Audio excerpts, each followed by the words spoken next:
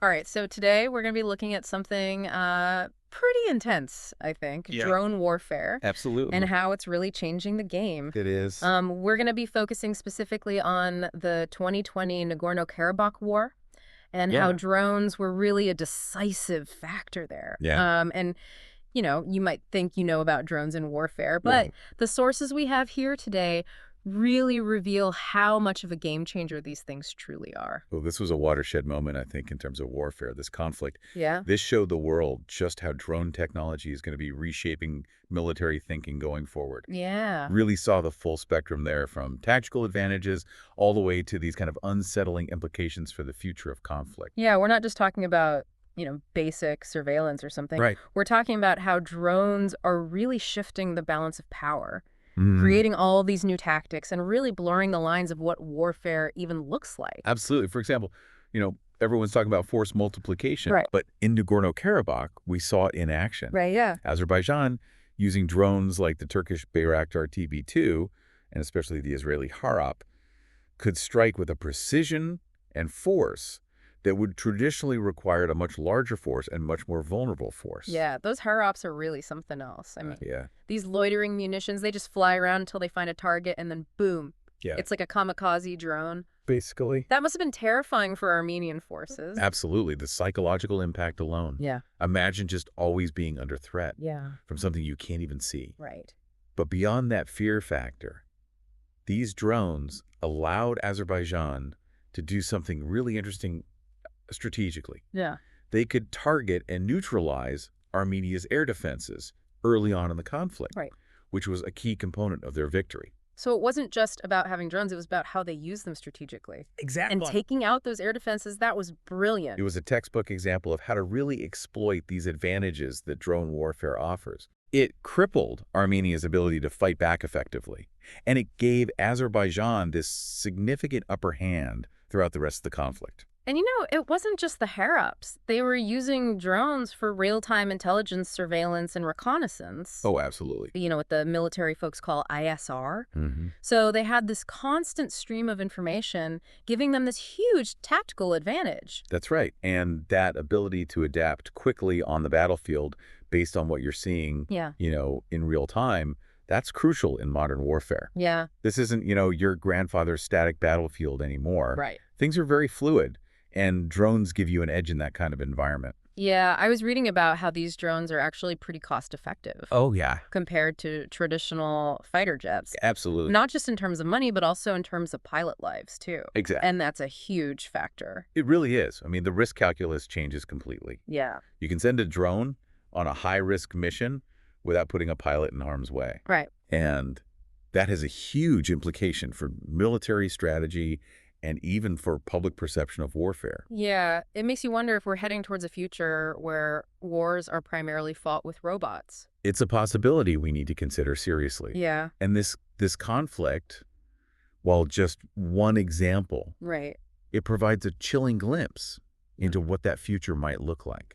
All right, so we've established that drones were a major factor in Azerbaijan's victory. Mm. But what about the bigger picture? Right. What are the long-term consequences of this drone revolution? Yeah. Let's unpack that next. Let's get into it. Yeah. Well, the consequences are pretty far-reaching. Yeah.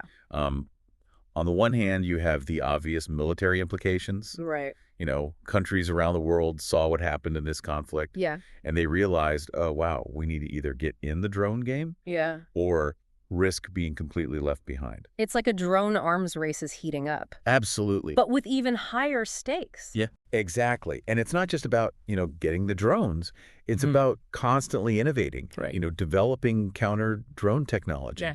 The tech is evolving at a dizzying pace. Right? What was considered cutting edge in 2020 is already outdated. Yeah, it's crazy to think about where things will be in another 5 or 10 years. I know, right. But beyond the military side of things, Yeah, there are some pretty serious humanitarian concerns that I think we need to address. absolutely. Even with all this talk about precision strikes, Mm-hmm.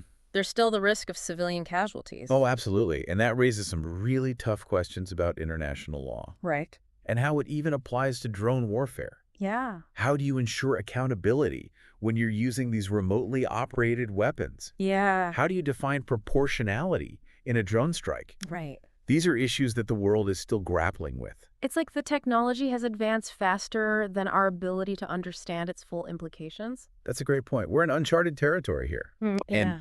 the ethical considerations are huge. Yeah. I mean, we're talking about the potential for autonomous weapons. Right. Basically, robots making life or death decisions on the battlefield. That's some serious sci-fi stuff. I know. And it's happening like right now.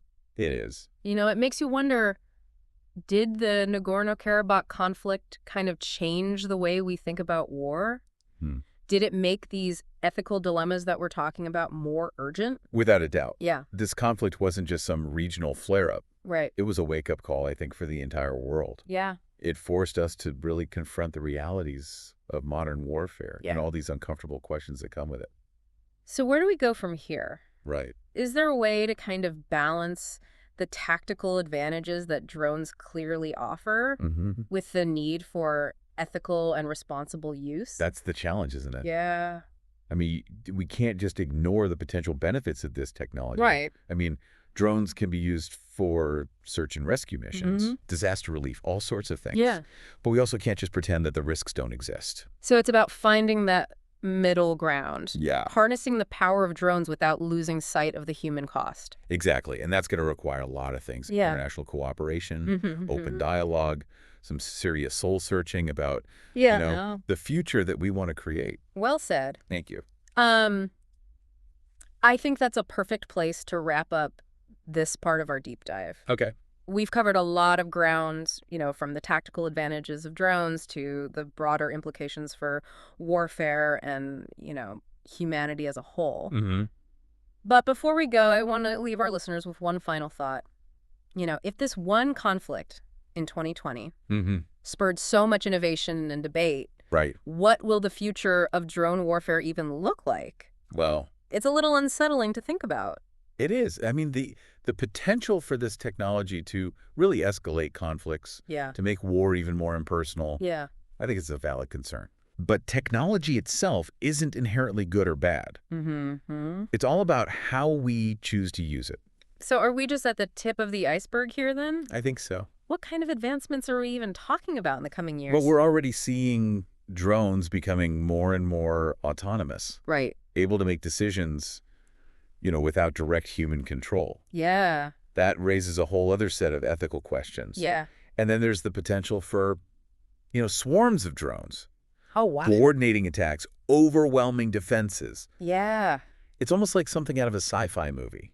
Yeah. It's definitely a lot to wrap our heads around. It is. I mean, we've gone from, basic surveillance drones to talking about autonomous swarms in just a few years. Yeah, it's crazy. What does this all mean for the future of warfare? Well, it means the battlefield's going to look drastically different. Yeah. It means the line between soldier and civilian might become even more blurred. Right. And it means we need to be having these conversations now before things advance even further. It strikes me that this isn't just a military issue. I agree. This is something that affects all of us. Absolutely. The decisions being made about this technology today, they have implications for global security, human rights, for the very nature of conflict. I couldn't agree more. This is something that deserves attention from policymakers, Yeah.